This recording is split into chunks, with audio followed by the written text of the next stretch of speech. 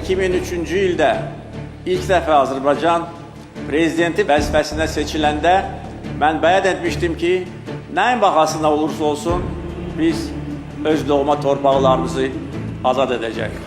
Biz güc topluyurduq və ildən ilə, aydan aya gücümüz artırdı.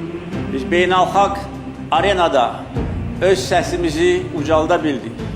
Bütün aparıcı beynəlxalq təşkilatlarda ölkəmizin münaqişə ilə bağlı mövqeyi üstünlük təşkil edir.